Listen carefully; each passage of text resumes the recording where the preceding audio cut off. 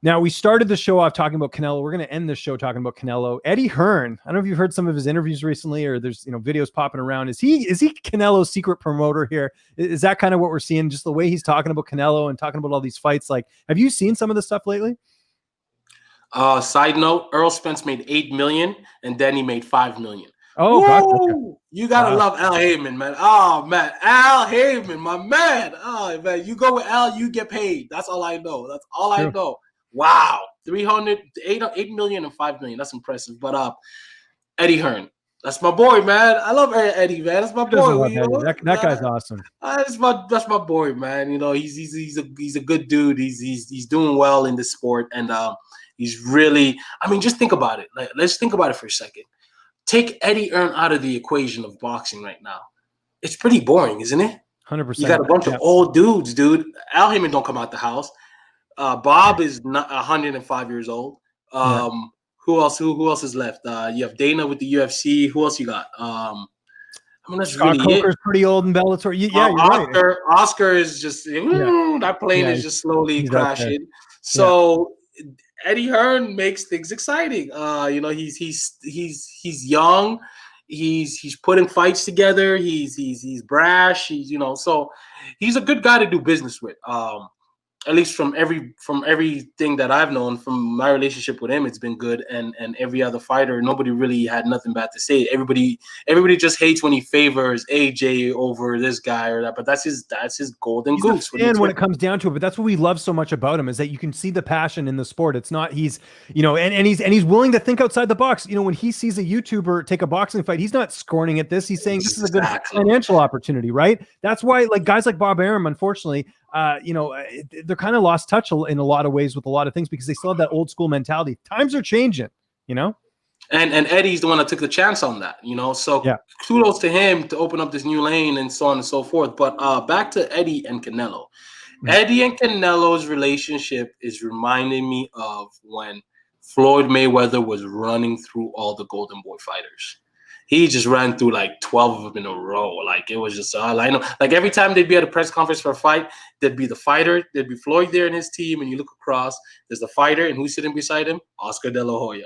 Every time you look across, it's Oscar De La Hoya with the fighter like that. Like, how many Golden Boy guys did Floyd beat in from 03, 04 to 2012? Like, he beat 15. He beat a lot of Golden Boy guys.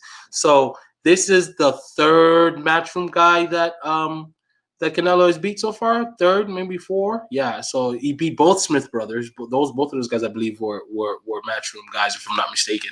And he beat probably one more guy that's a Matchroom guy. But I think this is a good relationship for him, because a lot of those European guys are bigger weight guys, 68, 75, 60, somewhere in that range right there. So that's perfect weight for Canelo.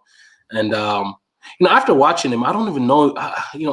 It's hard to say if he can make 60. I think he could, but he just looks really big, bro. He's filling into his frame. I mean, we got to remember how much older he is now. Like, you think of when the Floyd fight was years ago, and like how he looked there and how he looks now. Like, he's a big guy, right? Dude. Like, that metabolism don't slow down when you get older, right? So, dude, he's a tank. It's so crazy when you think about it. He's only 30 years old, but he feels like he's been around forever. He just turned 30.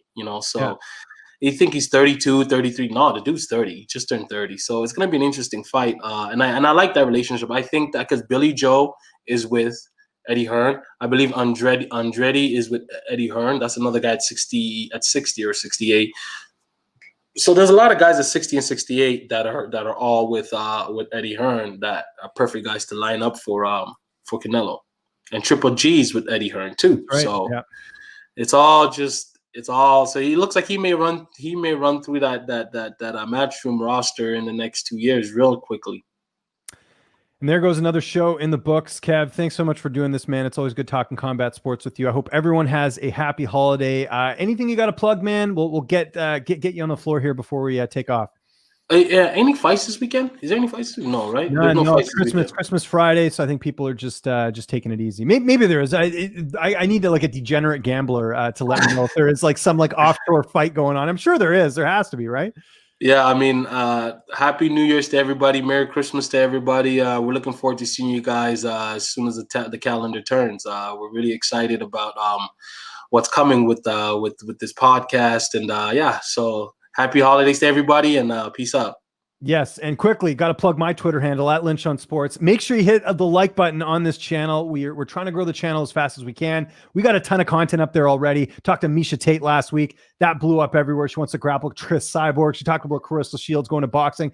And we got Chris Weidman. I don't know if you saw Kev, but that story got picked up everywhere because Weidman says, look, if I don't win this fight, I'm probably getting cut. Very honest words from Chris Weidman last week about his upcoming fight against Uriah Hall, which is going to be taking place later on. But over here at Fanatics View, we get him early. When the fight's announced, we get him on right away. So that was a good interview with you with Misha. That was a great interview. Oh, thank you. I appreciate that. Yeah, Misha's great. And it's cool that she's moving back to Vegas. So, there's some talk about her maybe coming back to MMA. She kind of a little hesitant on there, but didn't close the door either. Here's the thing with Misha, quickly before we get out of here. She's still got 6 fights left in her UFC contract. So if she ever does want to come out, she can't go fight elsewhere. She has to stay with the UFC. It's sort of the way her contract works. Isn't it crazy? It's how the whole contract works. Isn't it crazy how you can go away and you're still under contract? I mean, we're dealing with that situation right now, so I understand. I understand. But yeah, kudos to her. So see you soon, Misha, if you're going to be back out here. Yeah, and peace and love to everybody. And I hope you guys all have a great holiday. Thanks so much for watching. We'll see you guys soon, and stay safe.